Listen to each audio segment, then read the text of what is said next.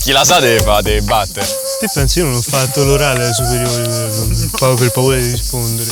Purtroppo ancora nessuno di noi riesce a vivere con formiche, quindi insomma facciamo altri lavori. Formiche nasce con l'idea che prima o poi insomma ci staccheremo e che prima o poi diventerà il nostro impegno totale. Faccio un altro lavoro, sempre nel mondo del vino. L'idea, ecco, è che un giorno insomma possiamo vivere di formiche. Perché formiche, innanzitutto? A Dylan, perché formiche? Sicuramente le formiche qui, che comunque è un patrimonio di biodiversità, però non è, esatto, però non è conosciuto per niente, no, rispetto all'Argentario. E poi ci piaceva l'idea che le formiche sono, diciamo, gli insetti più forti, no? Sì. Che alzano 100-500 volte il loro peso e allo stesso tempo sono proprio quelli invece più cooperativi. Come voi. Ma questa è una vigna dell'89 che abbiamo trovato, era già stata allevata così, in buona salute, e quindi abbiamo mantenuto, diciamo, quello che è stato fatto in passato. Quando l'avete presa? Questa 2 anni fa. Ci siamo conosciuti all'Università a Viterbo, poi siamo stati esatto. anche coinquilini. Agraria. Io enologia. E io agraria. Ci piaceva ritrovarci, fare queste cene un po' da me, un po' da dove capitava. Senza vino, ovviamente. Senza vino, solo birrini. birrini. Localmente, diciamo, l'Ansonica è stata più o meno gradualmente abbandonata a seguito della chiusura della cooperativa. Semplicemente, diciamo, la viticoltura non è stata più redditizia e quindi insomma molti hanno spiantato. Ci sembrava comunque a un certo punto anche doveroso andare a recuperare, a preservare insomma un patrimonio locale. Sicuramente l'Ansonica in sé per sé, non essendo una varietà aromatica, è un vero trasportatore di territorio. Piccolino, nascosto, ma sano. Ma sano? Sano però, in salute. Ma sano? Sì. Okay. È un'ala, seconda ala. Sì, solitamente l'Ansonica ha 1 o 2 ali.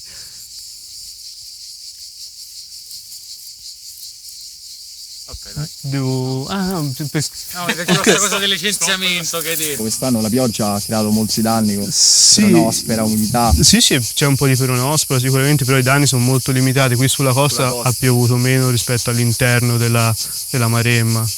Molto areggiato e soprattutto l'Ansonica, per fortuna, essendo una varietà autoctona, si adatta bene a questi stress. L'autoctonia è quello, no? Cioè, che vuol dire? Vuol dire che si è acclimatata, questo vuol dire. Ed è chiaro che il discorso dei suoli, il discorso della brezza marina, quello insomma che abbiamo, l'attenzione agronomica e tutto questo poi ti porta nel bicchiere magari qualcosina di diverso. La nostra Ansonica è ovviamente molto differente da quella isolana, da quella del Giglio, magari è più carica, al granito, quei suoli insomma molto interessanti, molto diversi. L'obiettivo era quello di trovare delle vigne vecchie, solo Ansonica 100%, e su terreni leggeri, quindi sabbie, residui marini, proprio per fare un'Ansonica più, se vuoi, più sull'eleganza che sul muscolo, diciamo. Giusto per posizionarci un attimo, quindi Capalbio è alle nostre spalle lassù, quindi poi dietro, ecco, c'è Manciano e tutto il resto dell'Alta Maremma, diciamo, mentre invece il mare qui è praticamente qui davanti a noi.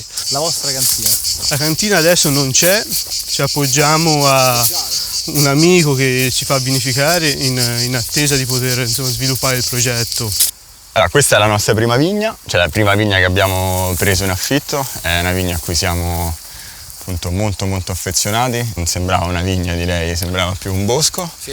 Era messa veramente male, e non c'è uno stile potatura, ma qua quando si va a potare è pianta per pianta, cioè devi riconoscere tutti i percorsi della linfa, ci devi ragionare. Beh, sono sempre rese, diciamo, piuttosto basse, però qui su quest'ettaro di vigna più o meno uscirà l'equivalente di 2500 bottiglie, 3000 bottiglie. Vabbè, 500 vorrebbe vedere voi, quindi diciamo le altre 2000 sono per Che mi fanno bere nulla, ragazzi, che mi tocca ricomprarlo il vino. Veramente? Che se no. C'è una questione. Chi è quello a cui piace veramente bere il vino? Cioè chi è l'alcolizzato di voi tre? Questo voglio sapere. Non lo so, non lo so. C'era una fama comunque veramente. I pali testato sono le vecchie traverse delle ferrovie, insomma. Sì? Una volta dismessi sono stati usati in tutta la zona come pali testata. Direttamente da Orbetello, dalla stazione. Esatto, Mandiamo una comunicazione a Orbetello.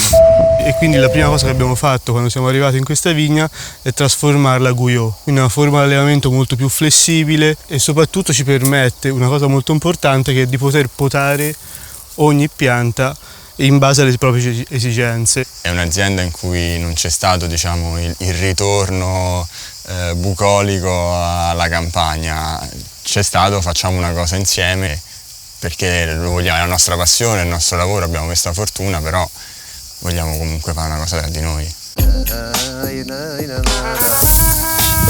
O becchiamo il serpente o becchiamo il proprietario che ci spara. Vai, olè! Io ho paura, È una foto, ma una foto. Sì, fammi la foto e scegli.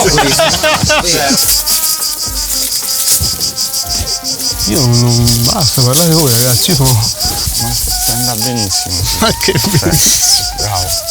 Ma i cinghiali invece qua com'è la situazione dei cinghiali? siamo messi meglio a cacciatori Sì. che a cinghiali, sì. Positiva. Ben vengano i cacciatori. Cin. Ragazzi, Salute, è stato un piacere. A voi. A voi ragazzi. Grazie di essere passati. Ai pesci, ai polpi. E questo cos'è? Un totano? Cos'è questa roba? No, è un pesce. Cos'è? Uno sgombo direi.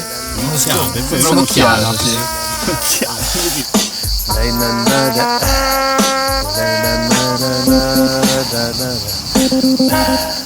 Un'occhiata.